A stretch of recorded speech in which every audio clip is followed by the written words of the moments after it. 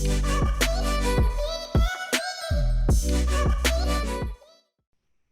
everyone. I'm Hannah, and this is Victoria, and we are learning designers for the Bella Vista Studios team. So the Bella Vista Studios team is an e-learning studio that specializes in human-centered design.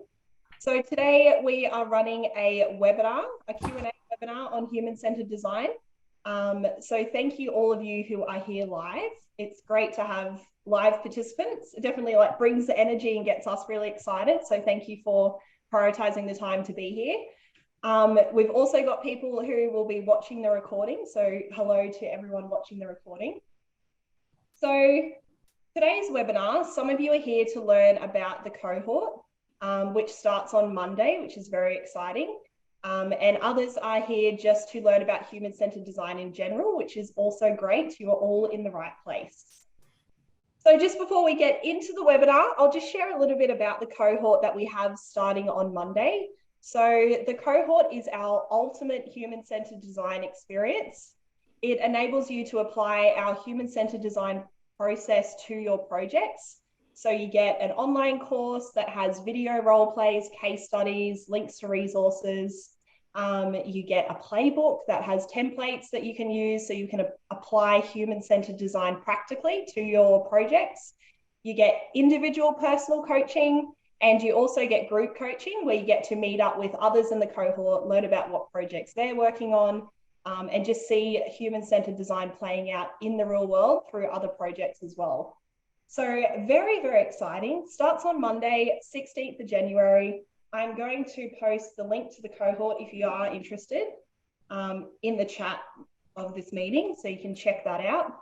But yes, let's get into the webinar. So this webinar is interactive. In the spirit of human-centered design, we want you to get what you need from this time. So please just unmute, send a message in the chat, get whatever you need from us. We want to make sure that it's really specific to what you want. So definitely an interactive process. A reminder that it's all about human-centered design. So if the questions could be focused on human-centered design, that would be great. All right, so before we get into the questions, Victoria, my trusty teammate, is going to be asking the questions. So anyone who signed up for the webinar, you had an opportunity to put a question in and submit it to us. We will be answering all of those questions throughout this time. So Victoria is going to be pulling on those questions as we go, but feel free to jump in if you have anything to ask during the process or the webinar. So before we get into the questions, I'll just share with you for anyone who doesn't know what human-centered design is. So you may be thinking, I know a little bit about it, or I have no idea. So just to give you a foundation of what it is, human-centered design means that you consider your end user or your learner in every single decision that you make throughout your design process. So it's about focusing your design or your learning solution on the end user or the learner so that it's fit for purpose for them. So we see our end users as the levers for change. So you may have, and you often do with a learning solution, you have an overarching project goal that you need to meet. And then the learning solution that you're creating requires people to do something differently in order to meet that goal. So we believe in order to get people to do something differently, you really need to understand them. So through human-centered design, we understand what motivates our users, what challenges our users, what tools they have access to, what their day-to-day life looks like. And through that, we're able to design something that's really fit for purpose for them. So that is sort of what human-centered design is and why it's valuable. It also, this is another good thing to consider as well, it also relieves the pressure of you being the expert. So as learning designers, sometimes we think that we need to have all of the answers, and we can, if we're working with stakeholders, that we need to know what's the best way that the learner could learn this thing, or what do they actually need to know, when in reality, we need to go in with a blank slate and be curious and find out from the people, the stakeholders, the learners connected to the solution, find out more about them and get the information from them rather than making assumptions. So it's actually quite freeing once you start using human-centered design, because you don't have that there's less pressure on you to have to know everything. So that's a really good part of it as well. Before I hand over to Victoria to ask the first question, does anyone have anything they would like to ask first? That's here live to get us started. Can I ask you a question? Yeah, go for it. Thank you. Thanks for that really clear and concise introduction to human-centered design. I'm definitely new to this. So could I ask, what's the difference, or are there any differences between human-centered design and design thinking, or is that just a part of human-centered design? So design thinking incorporates elements of human-centered design, I think. So there's a lot of parts of design thinking that we incorporate into our human-centered design process. So I'd say that there are crossovers. Design thinking is probably more of like, there's a specific process that you follow, whereas human-centered design is more like a way of thinking about things. So human-centered design is about putting your user at the heart of the solution and having that mindset. And then design thinking, I would say, is probably more like a process. But yeah, our specific human-centered design process, we do incorporate a lot of design thinking. So it's sort of like an amalgamation of both, I would say. Lovely, thank you. Good. Anyone else have anything they would like to ask before we get started?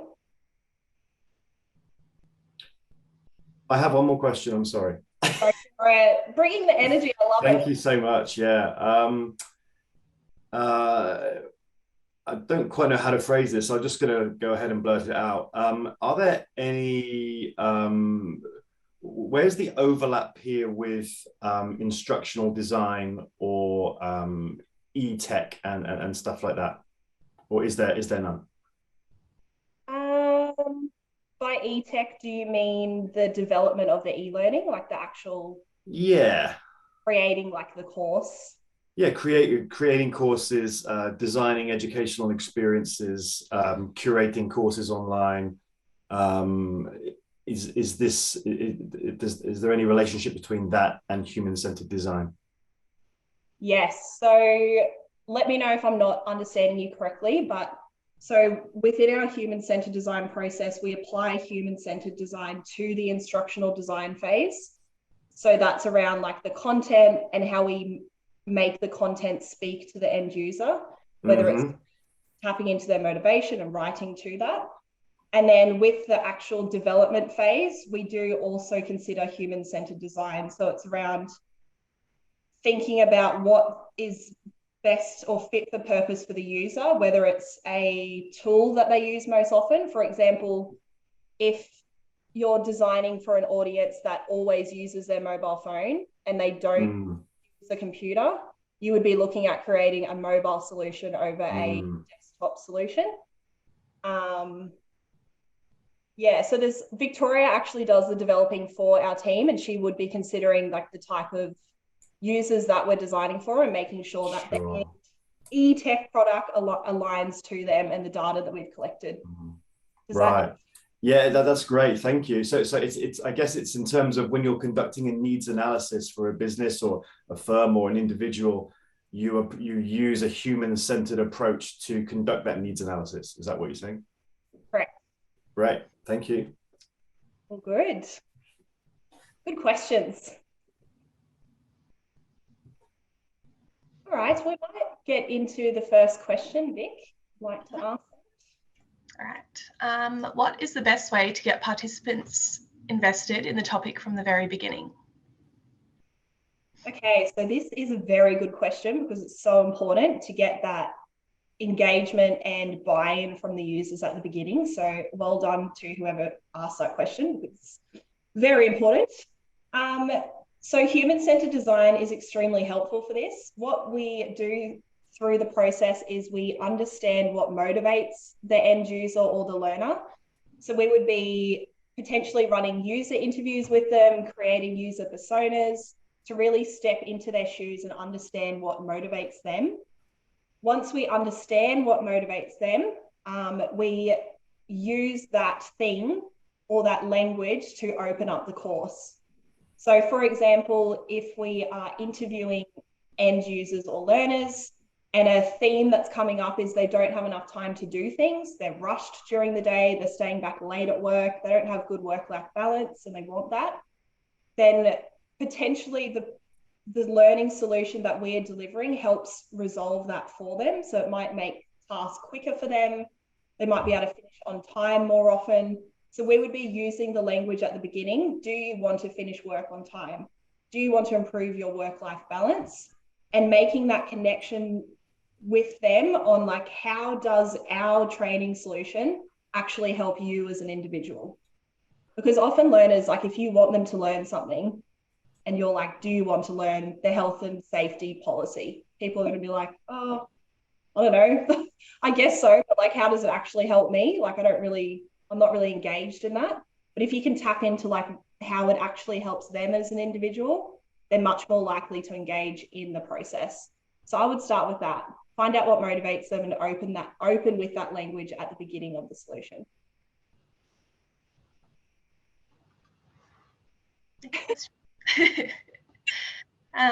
The next person wants to get an understanding of what HCD is and how it applies to adult learning. All right, so I think we've sort of, and throughout this webinar, you're going to hear a lot more about human-centered design, so you'll start to learn more about it. If you do want to delve deeper into human-centered design, check out our human-centered design YouTube playlist. There are so many videos covering all the different concepts, activities, and human-centered design things that we do, so check that out. How it applies to adult learning, I guess from our experience, it improves adult learning. So rather than just looking at adults as a whole, it actually focuses on the target audience that we're designing for and improves that learning experience for them. So I guess it's just like an addition that helps us to create better adult learning.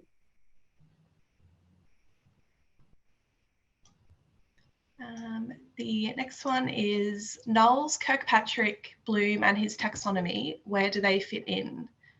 And as like a secondary thing to that, how is Gagne used to develop training? Okay, so yeah, there's lots of different learning theories and methodologies out in the world. That is just a few of them, but there are so many.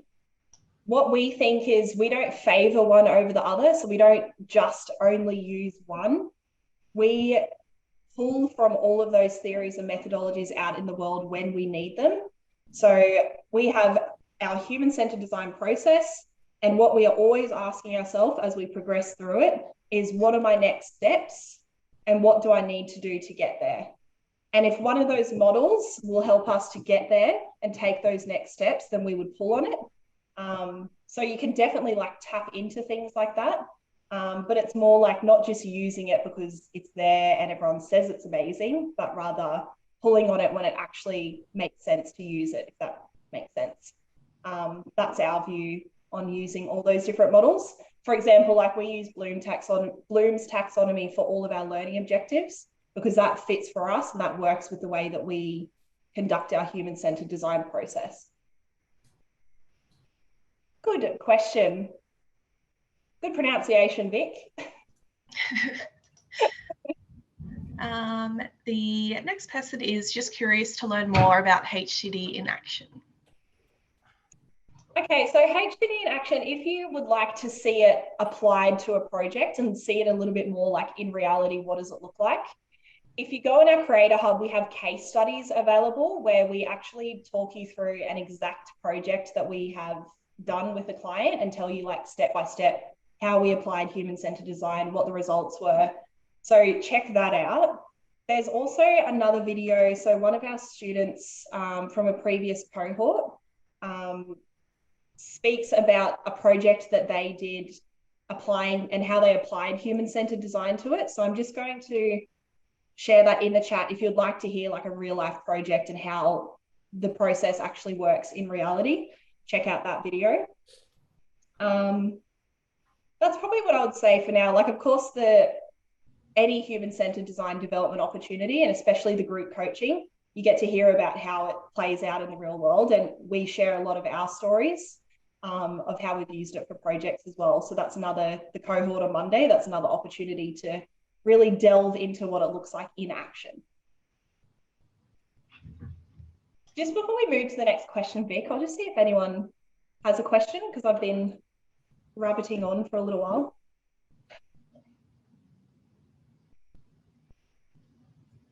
I think you're doing a great job. This is for someone new into the space. I'm definitely learning. So keep up the good work. Oh, that's good. Yeah, loving the feedback. Let me know if I can slow down or something doesn't make sense or whatever. Because I like what you said in relation to I think it was the previous question about Bloom's taxonomy, Gagne's events, solar taxonomy, those different things. I do like the approach of not a one size fits all, but using those as tools on a needs by needs basis. So depending on the situation, depending on the circumstances, you know, selecting the most appropriate one, considering the context you're in. You know, I think you know, when you've got a when you've got a hammer, everything's a nail. So if you, rather than sort of choosing the same thing the whole time, it's good to be able to choose from a smorgasbord of different options. So I guess familiarity with all of those is a bonus. Very good. How new are you in the industry? How long ago did you start? Well, I'm a teacher. Oh, cool. So I've been doing curriculum design for a while. And I'm just looking to move into the space, I guess, in a more, in a more corporate way, out of the classroom. Very cool, very exciting. There's lots from teaching that you'll bring across. Like you're already a step ahead with your teaching experience. So that's very exciting. Thank you very much. There's actually as well a video on our YouTube. I think it's called Teacher Transition. Is it, Vic? That talks about or transition to teaching, transition from teaching, something like that. I recommend, I don't know if you've seen it, but she speaks about how you can use your skills as a teacher and apply it to human-centered design in a really specific way, so you can like I may have seen it. I've been binging a fair bit, so you know. And it sort of turns into a blur after a while, doesn't it, with YouTube playlists? So yeah, I've probably seen it, and there are tons of similarities between teaching and instructional design. I think it's the most important thing is developing that sort of vernacular and the vocabulary and getting my head around, I guess, rephrasing the skills that I have using a vocabulary that's appropriate for this particular space. Yeah, love that. Well, thank you for sharing and being here today. All right, Vic, I think the next one. Okay. How do we ignite innovation for users if they are unfamiliar with the topic and are only thinking of providing feedback through their current point of view and experience? Okay, so this looks like a problem that you want to solve. So the way we would look at this is, first of all, we'd want to get really clear on what innovation looks like. And what success would look like in the future if you got what you needed from that. So for example, do you want users to be innovative for new projects only? Do you want them to be innovative on the strategic plan and be open to changing that? It's around getting really specific on when do you want them to be innovative, first of all, to know what success looks like.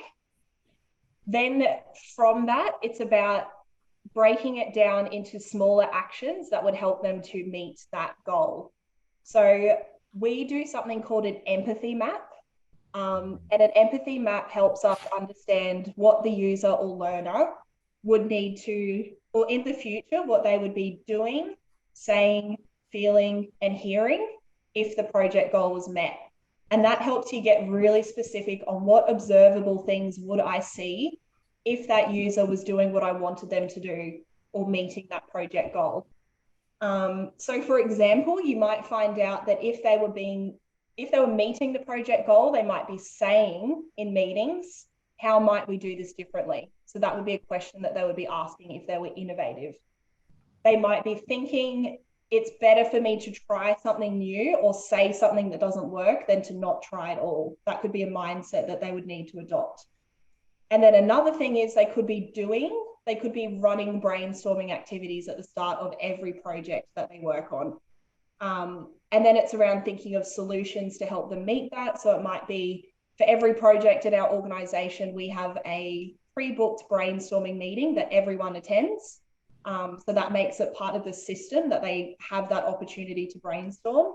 It might be part of their KPIs. So potentially something that they need to do to achieve the role is they need to be suggesting new things and doing things differently.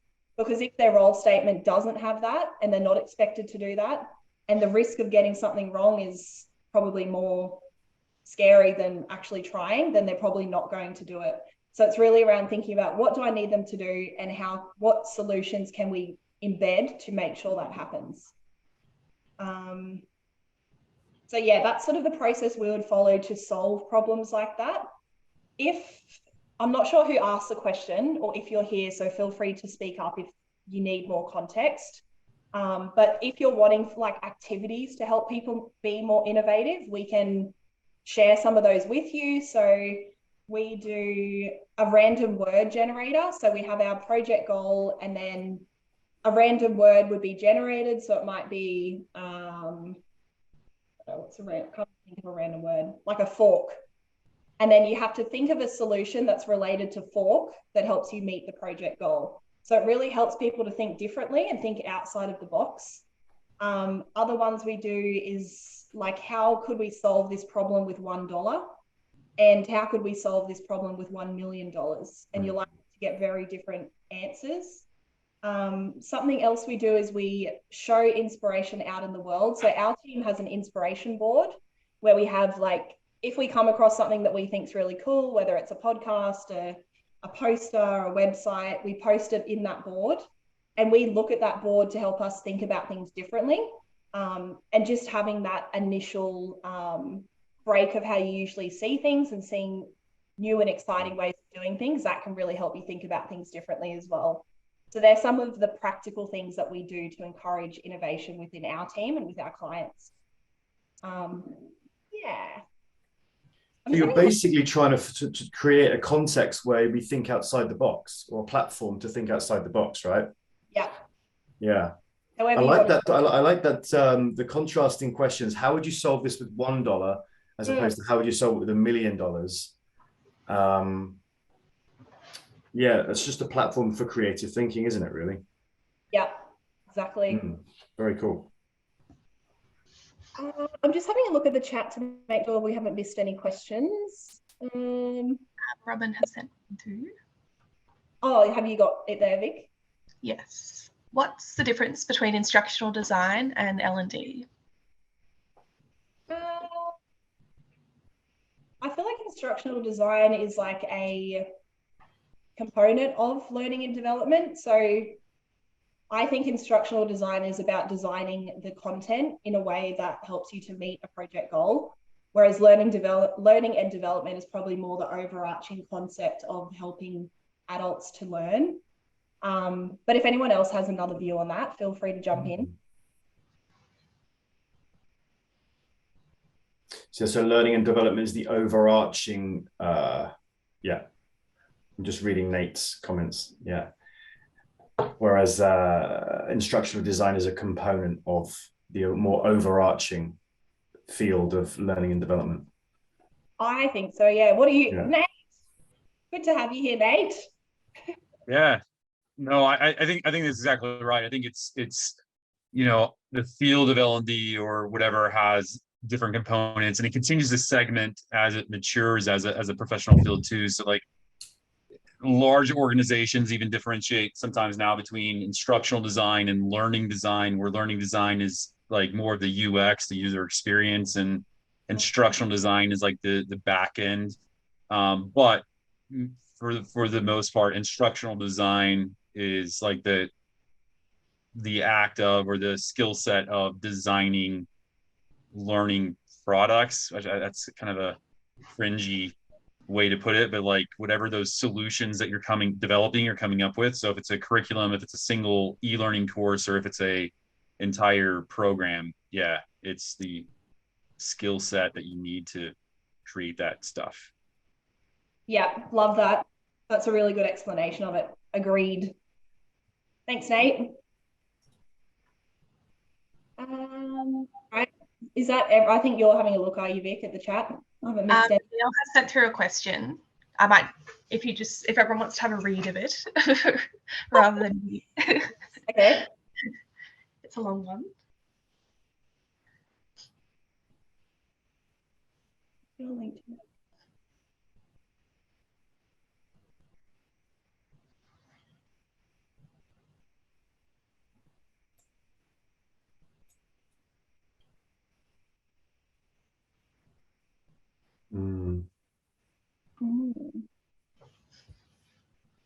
What do you think, Nate? I was just about to type an answer. Because I didn't want to overtake. I think that the HCD for short, I think it's a good way to move away from that entire conversation, because it is, I'll go back to something for Robin.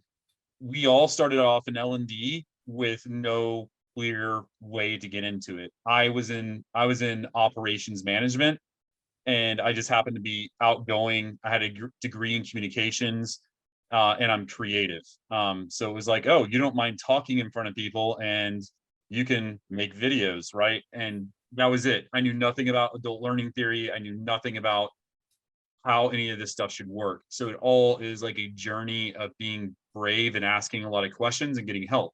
So you get taught a lot of things or exposed to a lot of things early on, and you're always trying to weigh out, where does this fit? Is this good? Is this bad? You go down rabbit holes on YouTube, like you mentioned, Robin.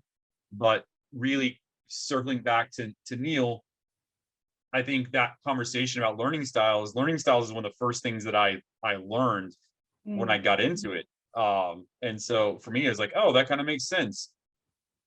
But learning styles aren't really science or evidence oriented, like the basis for that that model. So that's why it's controversial, and it's, yeah, people will get into massive arguments about it. People will shun people because of it. So I think if you look then at human-centered design, it's approaching what learning styles we're trying to kind of call out in the first place, is that we need to care about people when we're designing learning. Humans are at the center of it, and learning styles was a way to do that. But again, it's not really 100%, I guess, legitimate. But so if you go back and then say, okay, well, at the heart of what we're trying to do is behavior change, and we're not training dogs, to swim, or ride a surfboard, so we can make money on TikTok. We're trying to help people improve their performance. Then we have to consider humans. We have to go back to the root. So that's, I guess, kind of how I would approach that.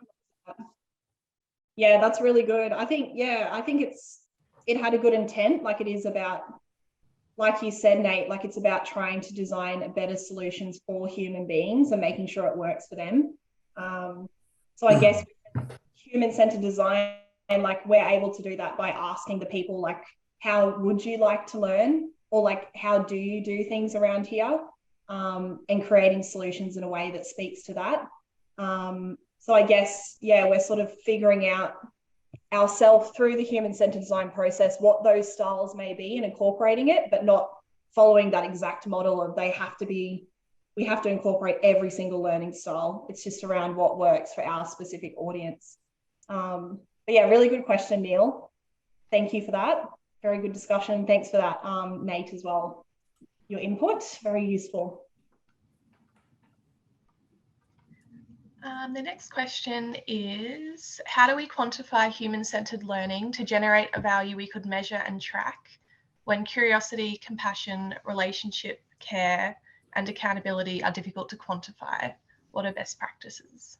So yeah, the way that we handle this, we do get courses where it may be, or like a client coming to us with a problem saying, like, we need to improve, for example, compassion. We need our workers to be more compassionate with customers.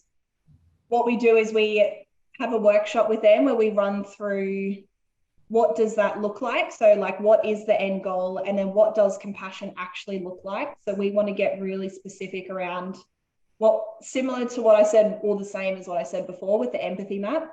What are the observable actions that people would be taking if they were compassionate? Once we know that, it's a bit more specific, and you could actually, if you're a fly on the wall, you could see that actually happening in the real world and confirm that yes, people are doing that, or no, they're not. So we get really specific on those actions. We get that approved from the people who are, say, the key stakeholder for the project. Once they're happy that, yes, if people were doing those things, I would say that that would be success, like this project is successful. Once we know that, we design the solution against those actions. We conduct user testing, so we get users to actually complete the solution and then find out, can they actually take the actions post it? So are they able to change their behavior? Can they prove to us that they can do something differently?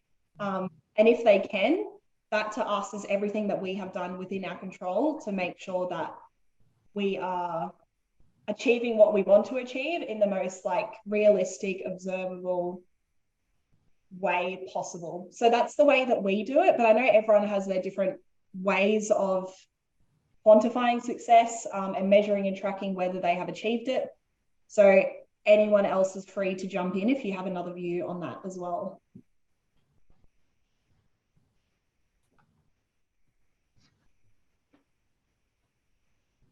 That's good. So Kathy said perhaps build a behavior framework similar to a competency framework. Yeah, that's another way of doing it as well.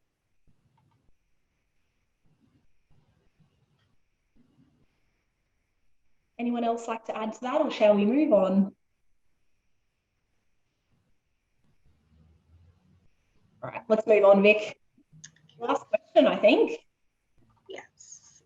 What is the rarest and most valuable skill a new instructional designer should cultivate?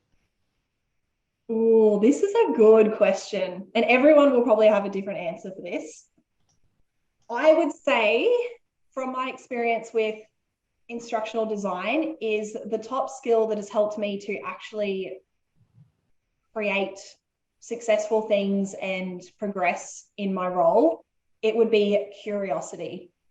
I feel like the more curious that you can be, the more information you can extract from others, and that means that you can design something that will actually work for them. So yeah, 100%, if you can just go into the process with a blank slate, completely curious, learn to ask good questions, I think that is the most valuable and rare skill that an instructional designer can have. Is there any other things that anyone would like to add, or their perspective of that they'd like to share with the group? That was my question, so I'm definitely keen to get everyone's input on that one. Help Robin, everyone. I'd throw out, and this is kind of harder to like, maybe I'll just throw out the word courage. I think you have to be bold. I think you have to be willing to say,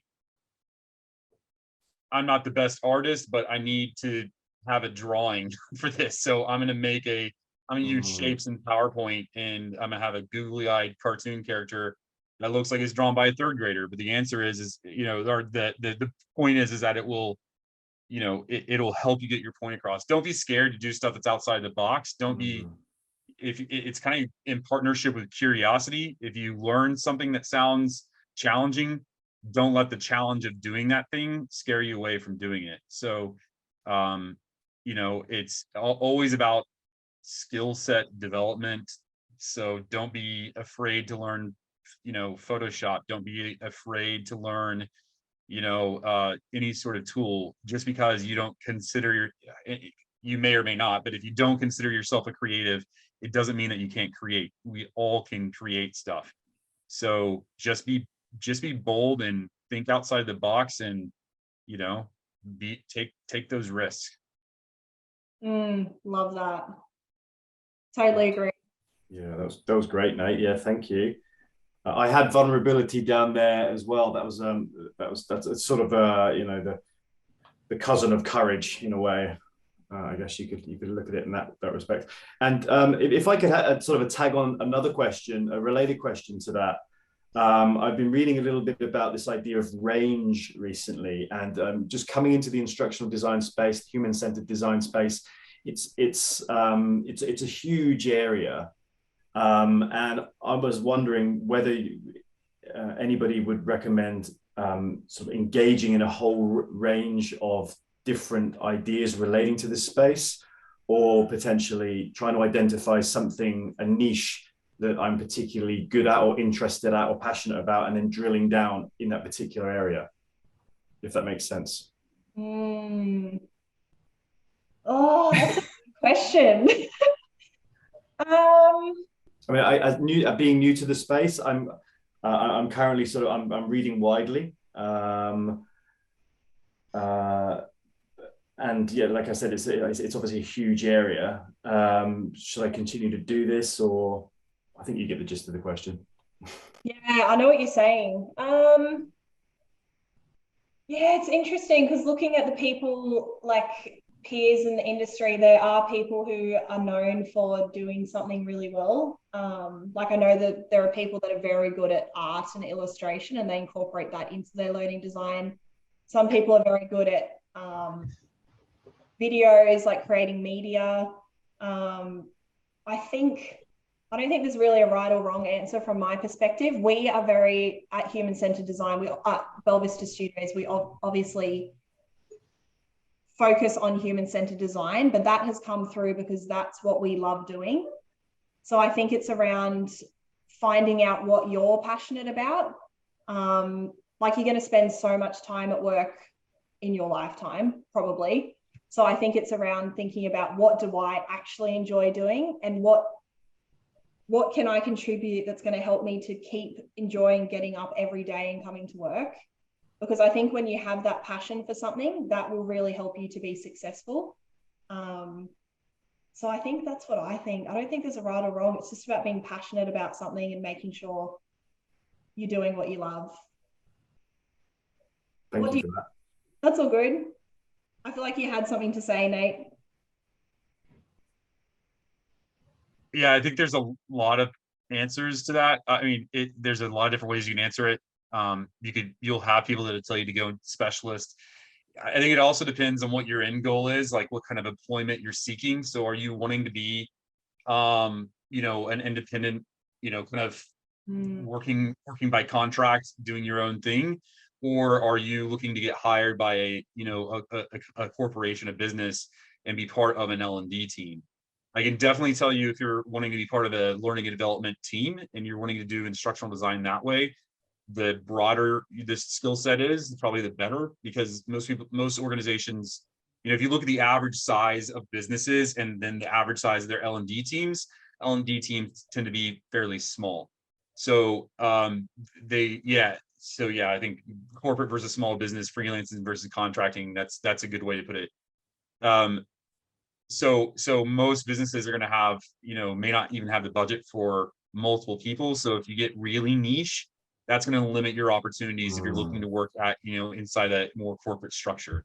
Now, once you get to really large corporations, so you get to something like Amazon, or here in the US, we have really large healthcare, because we don't have great, free access to healthcare. I'm not sure how similar it is in Australia, but versus my UK counterparts, ours is for money. So these systems, these healthcare networks, are massive corporations, and so in those kind of industries, they really get into segments inside of L&D. But for the average business, it's going to be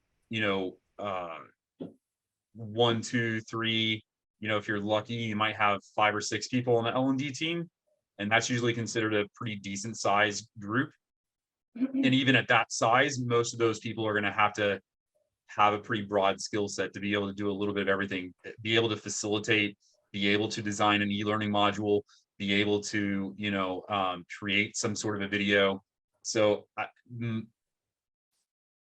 that's, I guess, where I would leave the advice. I've gone down that jack of all trades kind of advice, where I'm not particularly fantastic at any one particular thing. but I'm comfortable doing all of it.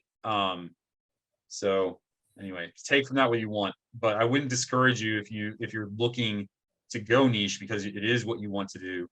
There is a place for that. It's just from an employment standpoint, if you're looking to make money and a career out of it, it gets more difficult the more niche you get. I hope that's good advice. That's good advice. It's good advice.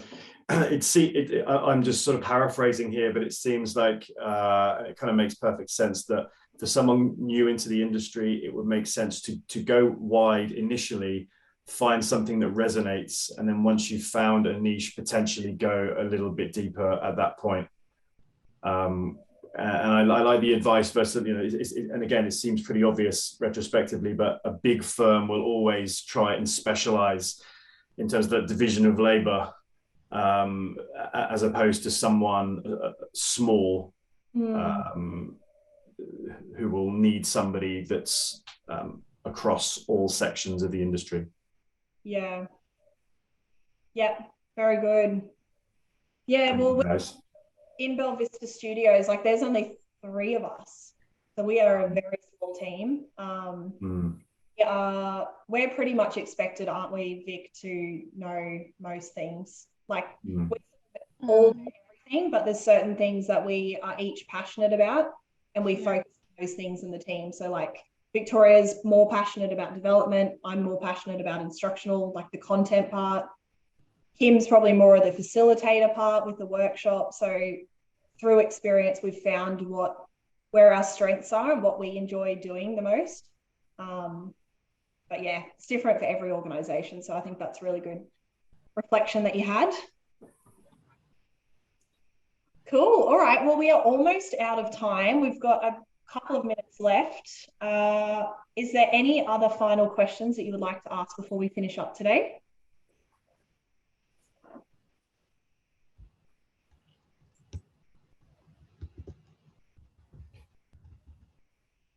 All right. Well, thank you. This was such a good webinar. Like, thank you everyone for coming. It has been really good energy. It's not often that we have so many people engaging and interacting with us the way that you did. So thank you so much for that. Like that was like, yeah, really, really cool. Great energy. So thank you to everyone who was joining in on the chat. Robert and Nate for speaking up and talking about your experiences. That's like really grateful for that. Yeah, did everyone get value from the session today? Thumbs up if you got some value. Awesome. Sweet. Well, thank you, everyone. Don't forget to check out the cohort if you are interested. We really appreciate you learning with us, and I'm sure that we'll see you again in the future. Many thanks, guys. All the best. What's up, awesome human? Thank you, thank you, thank you on behalf of myself and the Bell Vista Studios team for continuously choosing to learn with us. We really appreciate it. If the tips and the insights and the context resonate with you and you want to take your skills to the next level, or you want to make your life way easier, you will love our Creator Hub. The Creator Hub is a place for people like you and us. Basically, it's the stuff that we use internally at Bell Vista Studios, and then we just share it publicly with you. The Creator Hub is created by instructional designers for instructional designers, and what you'll love there at the moment is we've got a quiz, Could I Be a Better Instructional Designer, that has so much tips in the feedback if you're interested in human-centered design or just taking your skills to the next level in terms of the solutions you're creating, the problems you want to solve. But in there as well, aren't we cute? That's us. But we've got the coaching courses, freebies, give us gratitude, and also we've got some templates. And basically they're always around the lens of learning experience design, instructional design, and e-learning. So a human-centered design focus is very much what we're about at Bell Vista Studios. So putting your learners at the heart of a solution and creating something for their needs. So there's the human-centered design stuff, and then we've also got the business stuff. So this is the stuff they don't teach you about when you want to become a freelancer or a consultant in the instructional design world. So go check it out. The link is in the description. You can check out everything that is available for you.